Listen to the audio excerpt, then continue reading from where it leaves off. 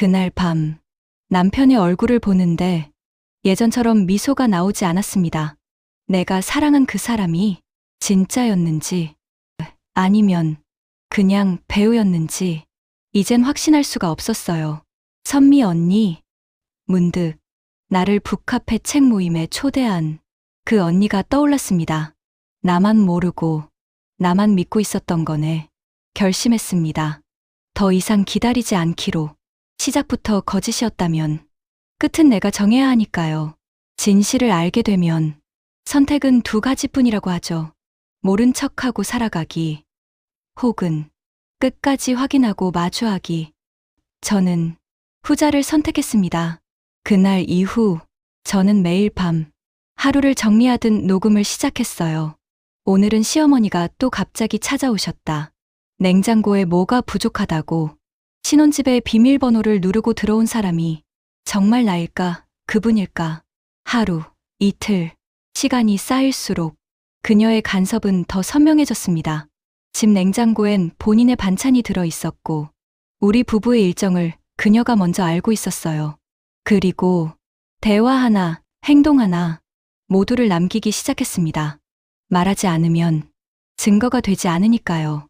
어느 날은 시어머니가 갑자기 제게 병원 다녀온 거 혹시 선미한테 말한 적 있냐고 묻기도 했습니다. 그 말로 확실해졌습니다. 그들도 알고 있었어요.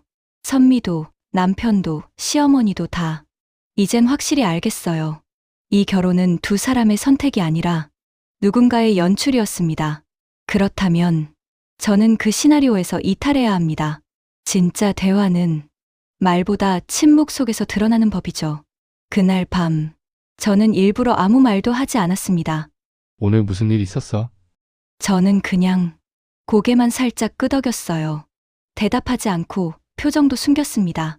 그러자 남편은 불안한 눈빛을 했습니다. 무슨 이상한 얘기라도 들었어? 아, 혹시 누가 뭐라 그래도 신경 쓰지 마. 원래 결혼하고 나면 다 그런 거야. 그 말, 누가 뭐라 그래도 신경 쓰지 마. 저는 말한 적 없었습니다. 누가 뭐라 했다는 이야기 자체를 생각보다 쉽게 나오네. 내가 무서워하는 주제가. 그날부터 남편은 자주 핸드폰을 숨기듯 뒤집어 놓았고 통화는 꼭 현관 밖에서 했습니다. 그리고 시어머니는 더 자주 나타났습니다. 그들이 무언가를 지키려 한다는 건 그만큼 숨겨야 할 게 있다는 뜻이겠죠. 저는 그걸 하나씩 꺼내려 합니다. 사람이 참 이상하죠. 모든 게 다 지나간 뒤에야 그때 봤던 장면이 달리 보이기 시작합니다. 신혼집 이사 오기 전 시어머니가 직접 맡았던 집 계약 서류를 다시 찾아봤어요. 그냥 뭔가 꺼림칙한 느낌 때문이었습니다. 근데 그 안에서 이상한 서류 하나가 나왔습니다. 관심 인물 사적 정보 요약, 그리고 맨 아래 내 사진이 붙어 있었어요. 사진 옆엔 이렇게 적혀 있었습니다. 가족관계 고아 출신, 성격 조용하고 두남, 경제력 자립형, 종교 없음, 결혼 적응 가능성 높음. 이건 뭐죠? 이건 선택당한 거였습니다. 이 결혼은 사랑이 아니라 선정된 계약이었어요. 그 순간 머릿속에서 지금까지의 모든 장면들이 재생됐습니다.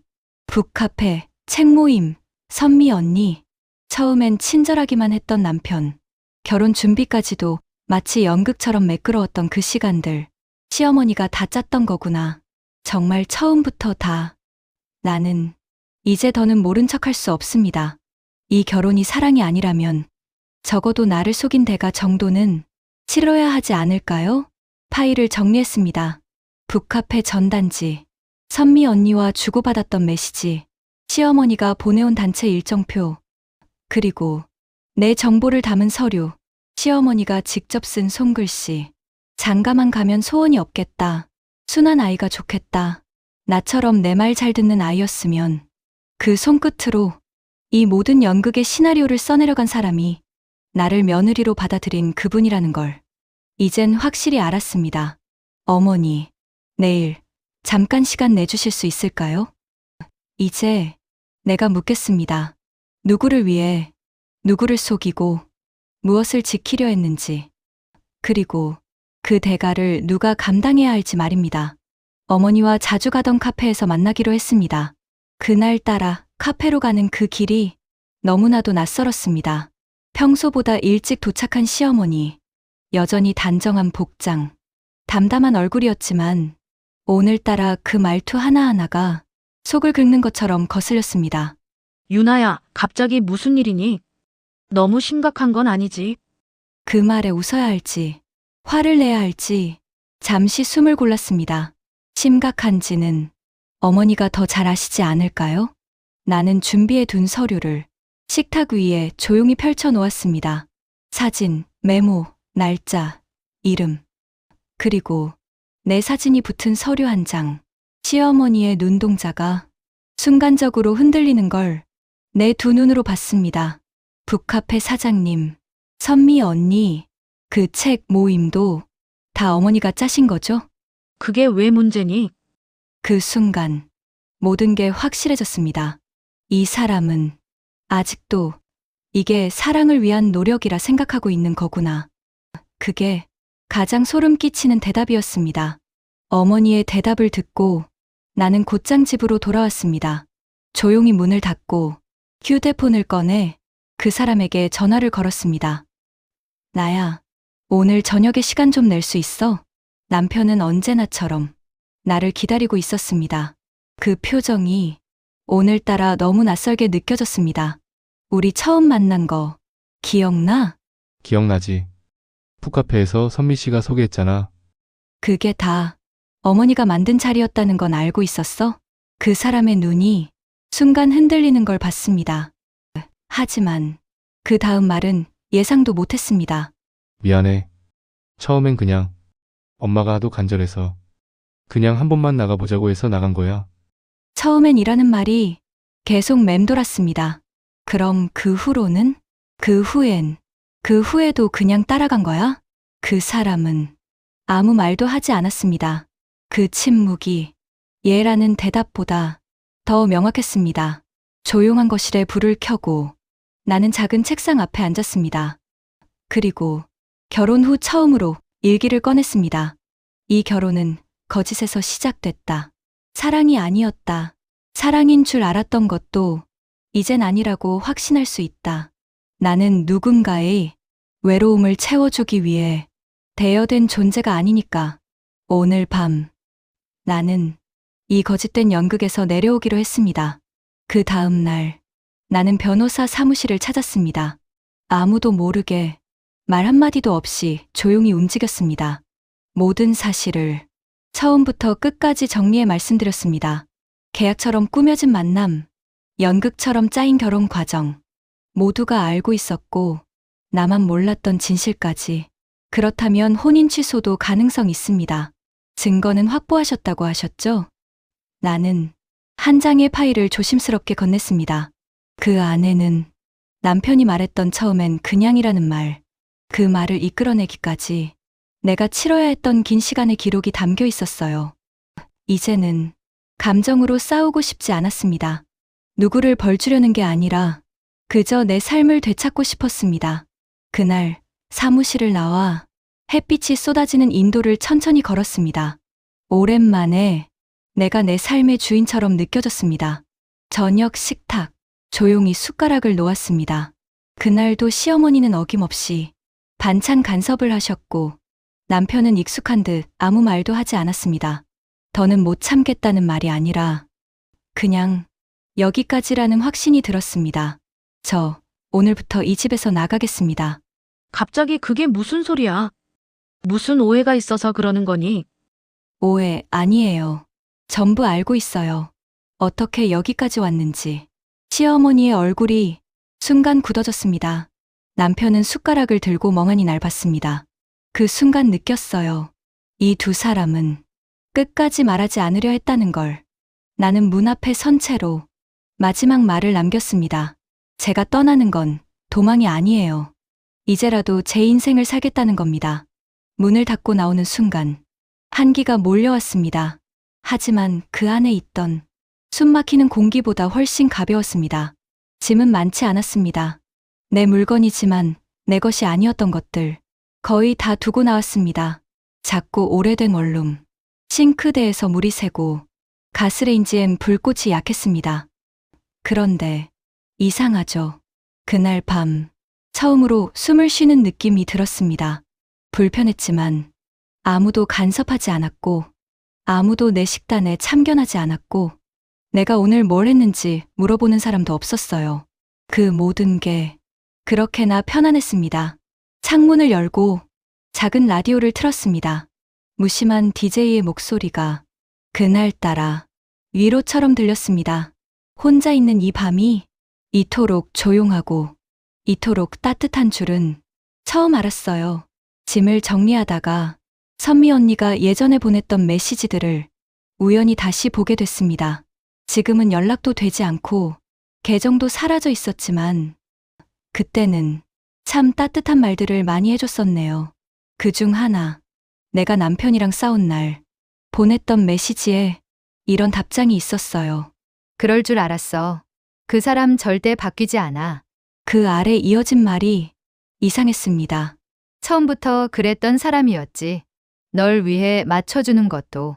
이제는 힘들 수 있겠다. 그건 단순한 위로가 아니었어요. 그건 다른 뜻이 있었던 거였어요. 그 순간 선미 언니가 나에게 소개해준 책 모임 장소, 남편과 처음 만났던 날, 이상할 정도로 잘 맞던 대화들, 선미 언니를 만난 그 북카페는 그 자리에 없었습니다.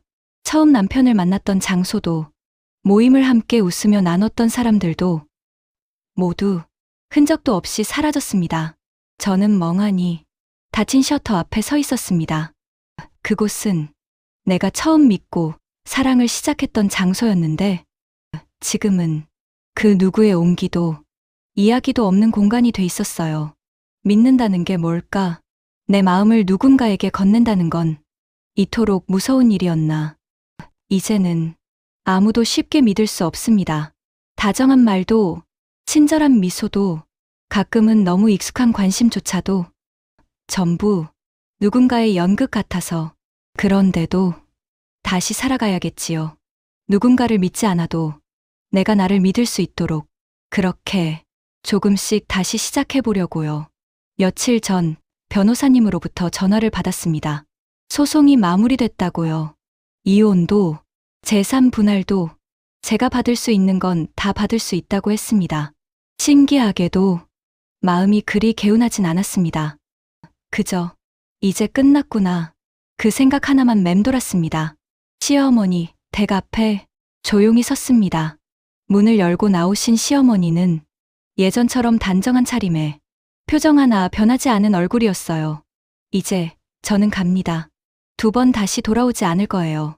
그 분은 아무 말 없이 저를 바라봤습니다. 사과도 변명도 없었습니다. 늘 그랬던 것처럼 그 순간 저는 마음속으로 천천히 고개를 끄덕였습니다. 이 사람은 처음부터 나를 며느리가 아닌 계획된 여자로 봤던 거겠지요. 그렇게 저는 돌아섰습니다. 이제 알게 된 이름 없는 연극의 끝. 무대는 정리됐고 나는 그 무대에서 홀로 걸어 나왔습니다. 요즘은 하루가 참 조용합니다. 누구도 저를 부르지 않고 무언가를 강요하지 않고 햇살이 좋을 땐 카페 대신 집에서 책을 꺼내 읽습니다.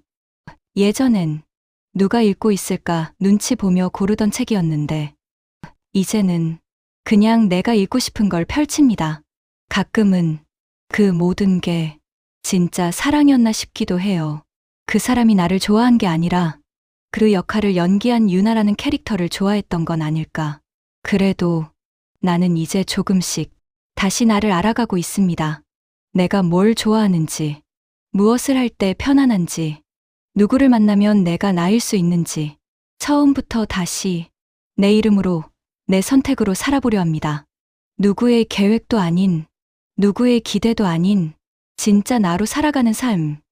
그게 내가 이번 일에서 건져낸 가장 단단한 진실이었습니다. 오늘은 집 근처 도서관에 잠깐 들렀습니다.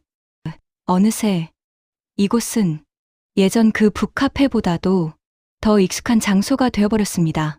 책장 사이에서 문득 나 자신을 마주치고 그날의 선택들을 되짚게 됩니다. 조용히 종이 한 장을 꺼내 이름을 적었습니다.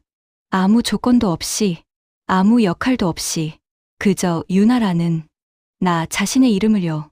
이젠 진짜로 나로 살고 싶어요. 누군가의 계획 안에 갇힌 삶이 아니라 내가 선택하고 내가 책임질 수 있는 하루하루. 그게 비록 작고 소소하고 남들이 보기엔 별것 아닐지라도 그게 바로 내가 원하던 진짜 삶이었단 걸 이제야 알았습니다.